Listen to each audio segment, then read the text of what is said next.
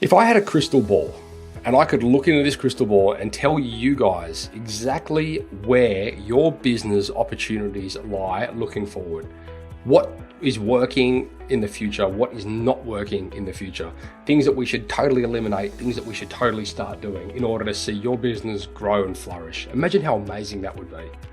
Guys, I don't have a crystal ball, but I do have the next best thing. We've recently just launched our opportunity analysis, and the entire premise of this exercise is to help you guys understand where the holes in your bucket currently lie. Why is that important? Because we don't want to start filling a bucket that's leaking. Guys, for a limited time only, I'm going to be offering this as a free giveaway. It's $350, but for you site shedders, you're going to get it for free. You need to head across to tradie.wiki/grow and enter the code SiteShed to get it for nothing. Off the back of it, book a time to have a chat and we'll see where it takes us. We're looking forward to helping you and seeing where your opportunities lie. Today's podcast has been proudly brought to you by Tradie Web Guys. Tradie Web Guys work with tradespeople only on their websites and marketing solutions to help them stand out from their competition. Everything from web design through to SEO, search engine marketing, content creation, you name it, guys. It is a customized solution for trade-based organizations and it's fantastic. Head across to tradiewebguys.com.au/apply, fill in the form and let's have a conversation. Giving tradies and contractors around the globe the tools to run a modern business. You're listening to Toolbox Talks from the Site Shed. Now here's your host, Matt Jones.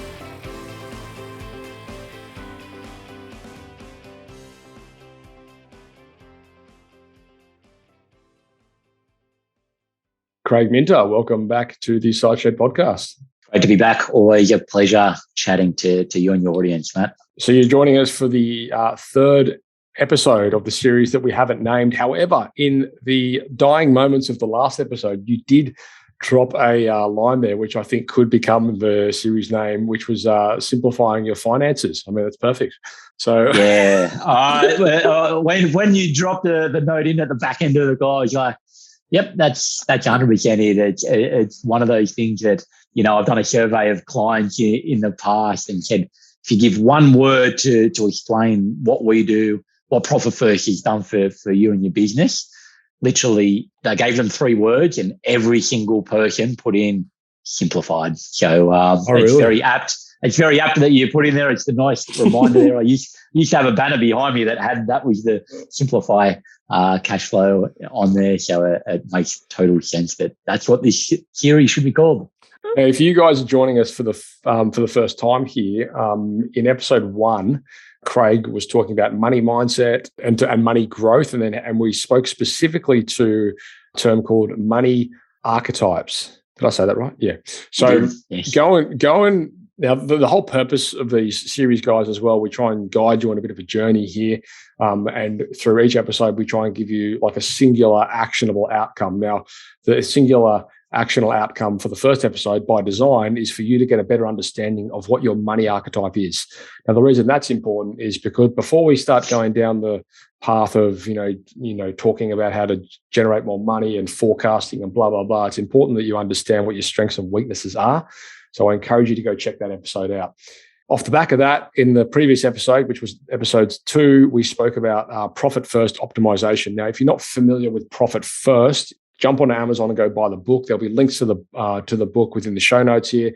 Essentially, it's a business system designed to simplify your finances. So it's a system that I adopted in the business with the help of Craig a couple of years ago. It's a very well recognized, globally recognized business system, which came from a gentleman out in the US. But it's an amazing framework, and I encourage you guys to go check that out. Go and download the book, listen to it if you want to, read it, do both, which is what I did.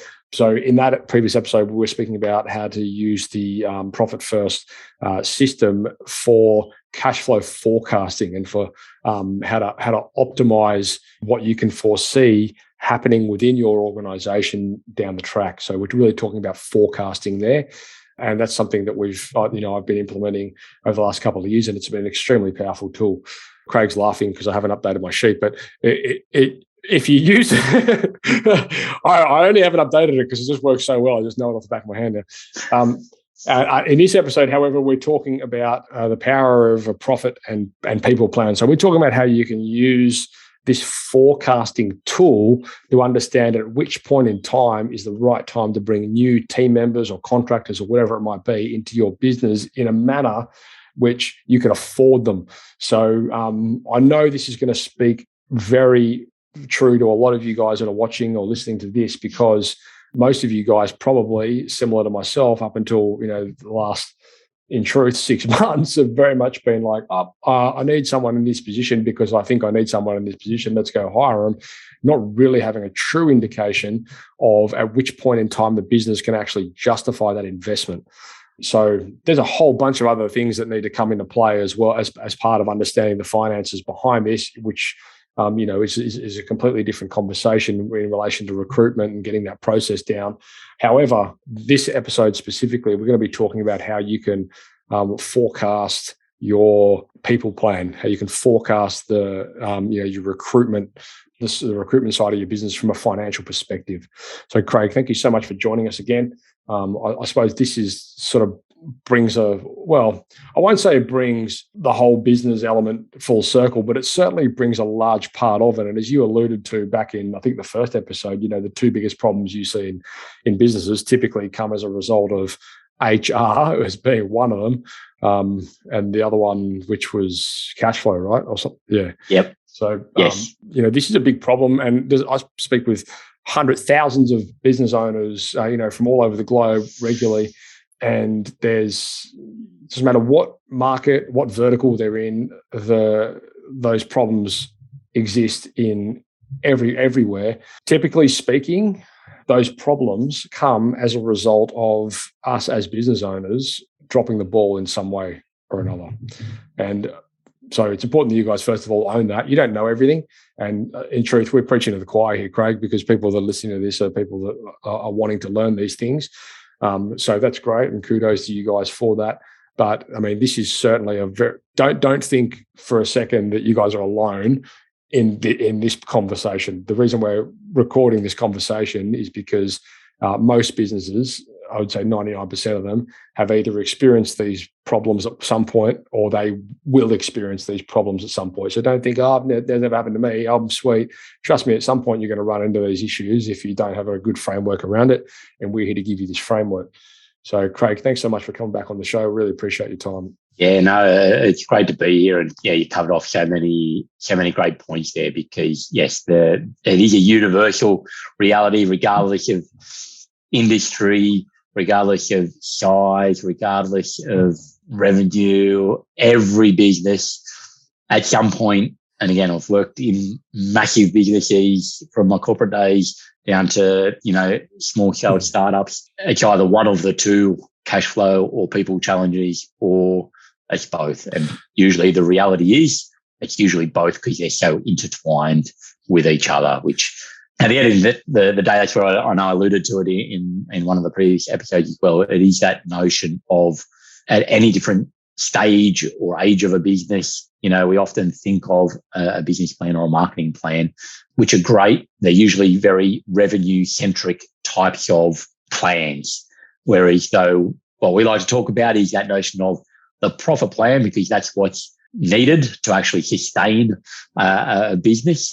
Yes, 100% you need the sales and you need the revenue, otherwise you don't have a business at all. So 100% you need that.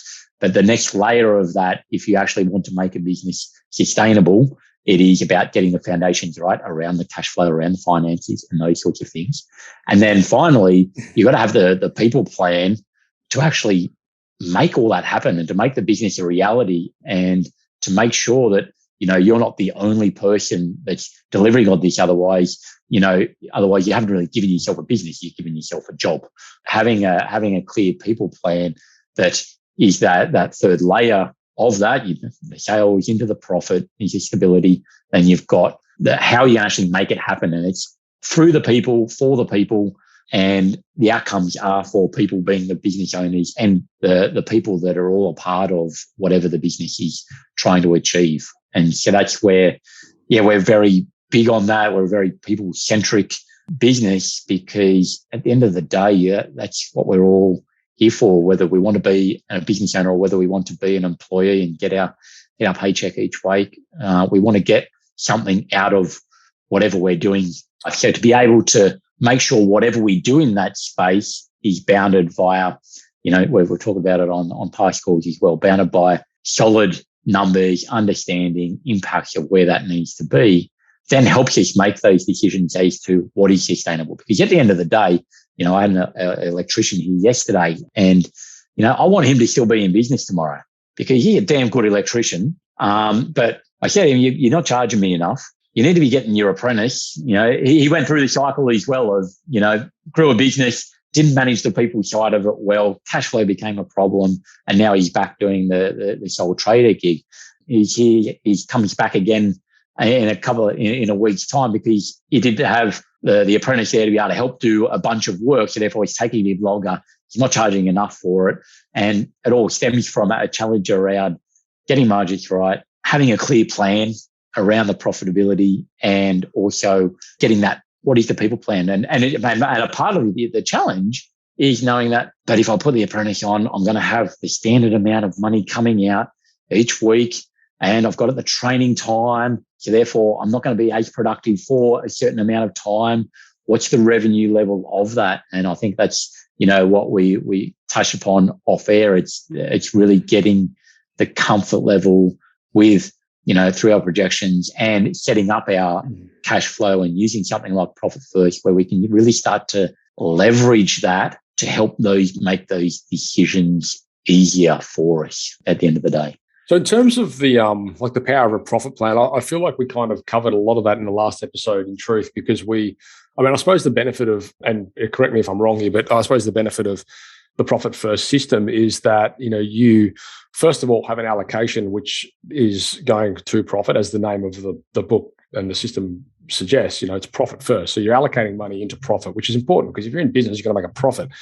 Now, and I also should probably qualify, I would say there's probably a fraction of listeners and viewers out there that have a true understanding of what profit is. I think most people out there just think, we generate a lot of income, we're very profitable, when the reality is far from it. So I encourage you guys to get a really good understanding of what profit is. And the beauty of Profit First is that, it gives you an allocation where you're allocating funds into a profit account. Now, that's kind of done, if you want to increase your profits, there's things that you can do in terms of increasing sales and revenue and whatever, which will increase your profits, all right? So that's just a formula. Where it gets a little bit more complex, I feel like, is when it comes into what we're going to be talking about, I think, largely in this episode, which is people, and how do you forecast those things? Because they're not as black and white, and there's a few more moving parts. Yeah, it's so true. And I think that's the interesting part with, if we're talking about most businesses grow via people resource in some form, be it internal or external. But a lot of the challenge around that is, again, what's the return on investment that we're going to get on our people? And that's some of the things I alluded to there is, what do we have to step through to truly, help us make those decisions on growth and getting those people on board? So it's that part of, okay, number one, what is the plan, the goal at the end of the day? What's the numbers we need to achieve? So therefore, what are the resources we need to achieve to be able to deliver on what we're going to do? How many home visits do we need to do? How many installations do we need to do over a X whatever period? Well, how many people do we actually need to do that effectively at an appropriate, profit margin to make sure our pricing's right and all those sorts of things? But then it's a part of, as we're growing and we're getting that revenue in, then how long does it take to train our staff? How long does the recruitment process actually take us to get the apprentice on, or to get the experienced, plumber on board? Whatever it is, each of those different places, depending on where you are, what the market is, what's the time frame of this. So we're going to have, at the end of the day, what we're talking about here is there's actual real costs, there's opportunity costs that we have, and it's the time investment that happens in each of those processes as well. And so it's being able to work through that process of understanding, well, and again, once we get somebody on board, how long until they're up to speed to where we're charging them out, or until they're up to speed so that they're actually reducing that full day job that I had here yesterday to the half-day job. And therefore, actually, I can do 2 of those jobs in one day now versus, it's taken me the one full day by myself. And being able, jump in. Go. I was going to say, there's so many tangents and spin-offs that we can dive into in relation to this alone. And I think that people plan is extremely important. And although we're talking a lot to the profit side of that, profit first allocations and making sure the business has enough money for it. But before that even happens, as Craig's just alluded to, it's so important that, and this is the reality, right? As business owners, if we don't have a solid recruitment process, we don't have a solid onboarding process for our team members, we're not equipping them with the right tools, resources, training, guidance, whatever it might be, if we're not equipping them with the right things for them to be able to succeed in that position, when they inevitably fail in doing what they do because you haven't given them the best possible start, that's a failure on you, and you got to own that. And it's so easy for us as business owners to go and hire someone and sack them and just say, no, that was shit. They didn't do their job. They couldn't do blah, blah, blah. When the reality is it's you that failed. You didn't equip them properly and you didn't give them everything they needed to succeed within that role. So there's a lot of things that need to move here. And these are things, again, as we touched on in another podcast, you don't learn these things at TAFE. You don't learn these things in college. You don't learn these things even in university. These are things you've got to go and get information on your own accord. And so I would say, it's called leadership, essentially. You've got to own these things, and you've got to realize that, their failures are often your failures. And sure, that's not always the case, but, this is something that we've learned in the business lately. I've had, we had a high, well, I wouldn't say it's a high churn by any measure, but, in my opinion, we had too much churn with our team members. And so I had to have a serious look at a number of different things. I'd have a serious look at, first of all, what was our recruitment process like? Who was I actually bringing in as a team member? And how can I improve the quality of that candidate? We just had dud candidates for us for a long time. And so I had to improve that process. So I did. We put this recruitment process in place, which turned it from a 1 or 2 week exercise into realistically over a month, in that recruitment stage. And people are like, that's crazy. I need someone tomorrow. Well, that's fine. But then you roll the dice, right? And I know because I've done have that plan. You have to have that plan to know that, actually, rather than having that one, I need it next week. Well, if we actually have the plan in place, correct, then you actually actually, I can be more forward thinking. I've got the whole plan to be able to do that, because, again, you're going to make better decisions when you give yourself the more time. Exactly what you're just talking about. And to put things in perspective, and, I've spoken about this a lot on the show in the past, as business owners, your role within your business will change significantly as the business evolves, and it has to. And so and to give you an idea, we've recently just redone our scorecards. I'm not going to talk about scorecards right now, but essentially it's about giving yourself actionable outcomes and things you need to deliver on within the next 3 months, 12 months, whatever it might be. And one of mine that I set for myself, it was, I want to reduce our team churn, so our team attrition, to 0 to 5% within 12 months. And so there's a lot of things that have to happen for that to become a reality. And some of those things are, how do I improve my recruitment process so that I'm bringing the right people with the right attitude, with the right personality types into the right positions with the right skill sets?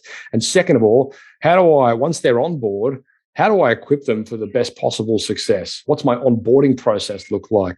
What tools am I giving them? What resources can I equip them with? What training can I run them through? So on and so forth. So you've really got to fly the flag there when it comes to this whole conversation around the plan, as you got to own that space and think, okay, well, if I want people to succeed, in this role, there's things that happen in the background which far exceed how much revenue we're generating. Yeah. 100%. And all those things that you've alluded to there, Matt, hit the nail on the head, in that there is a monetary value and impact from each one of those activities at the end of the day. And from that is that part of understanding, well, what are the costs, be it pure physical cash versus the time that's taken away from doing what people would normally do. And so to use a very simplistic example of, say, a recruitment process, a lot of people balk at and complain about a recruitment, paying a recruiter a certain amount of money to do whatever that is. But again, for some people, it works really well if you get the right recruiter, you put great frameworks and parameters around, because at the end of the day, they've saved the time when the owner of the business can go away and sell 5 times that amount of money than what's actually going out the door on the recruitment process. And it comes back to that, as you alluded to there. What the business owner will do will change and evolve. And also, it should be dictated upon where are they best served for the business? Where are they going to have the biggest return on investment? And so if there's certain aspects of that, and that's where it's coming with all of those things that have been touched upon, there is some form of value that is attributable to that, but be it time, be it dollars. And it's setting people up for success. Do they have the best, right equipment, the right thing from day one, which makes them more productive? They can learn quicker, whatever it is. So ultimately, the more we can have the plan around what that process looks like, what is an ideal situation, what is the ideal team look up at the end, so we're recruiting the right people at the right time, in the right order, all these sorts of things ties into that people plan notion that we can then step through that and be very comfortable that we're using our resources, time or money, in the most effective way,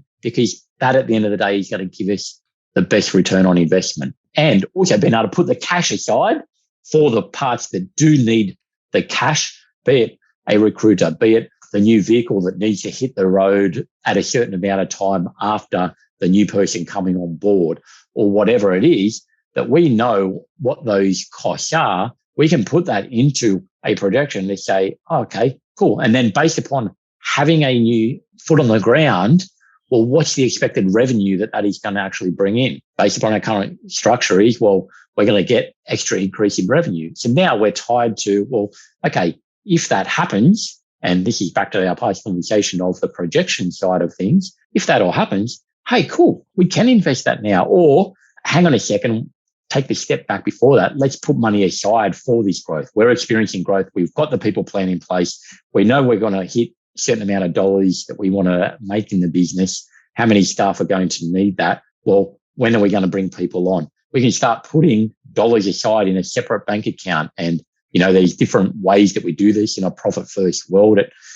Many businesses and many trades businesses will have a material sort of account, a subcontractor account, and a staff account, because it's kind of the highest expenditure items in the business, which, let's flip that again, they're the highest investment part of the business.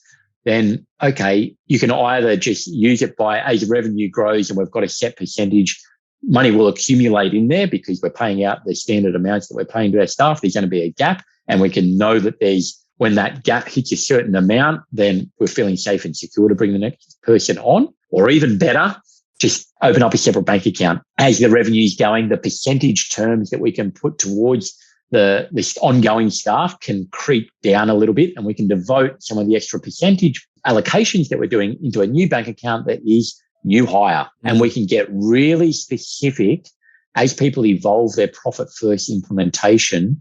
We usually end up with more bank accounts. So those businesses that have been with me for a while, and classic example of air conditioning trades business, we started with the traditional core accounts plus a couple of others.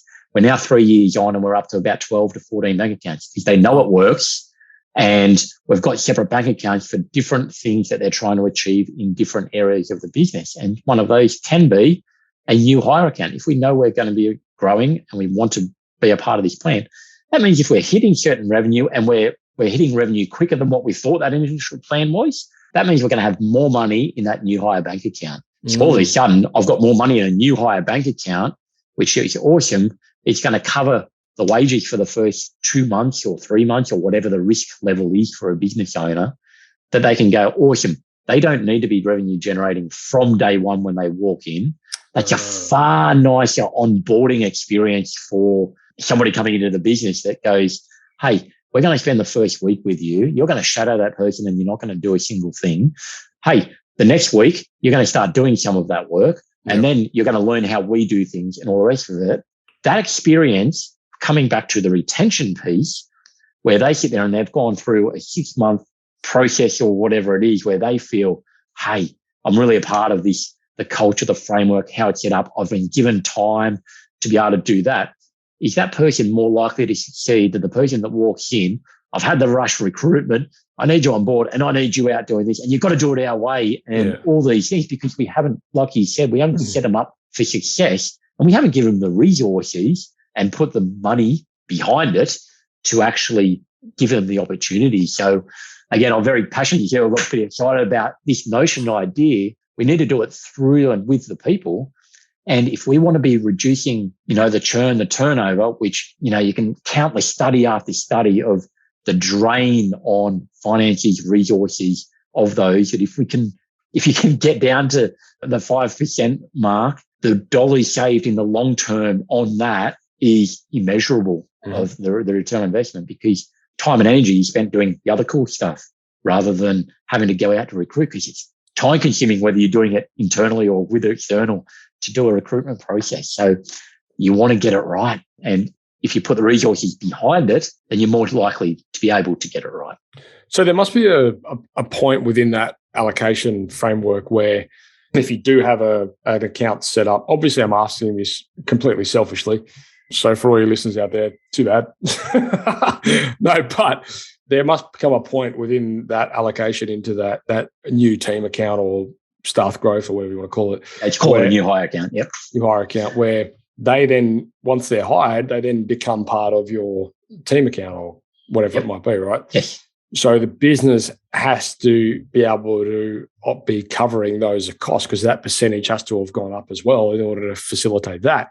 So it's not just as easy as opening a new bank account. It's not. 100%. It's working the marry. And again, that's coming back to that projection piece to then say, when revenue is going up, so what's the purpose of bringing on a new electrician, new technician, a tech, whatever it is if they're a revenue generating person, they're going to bring in new revenue.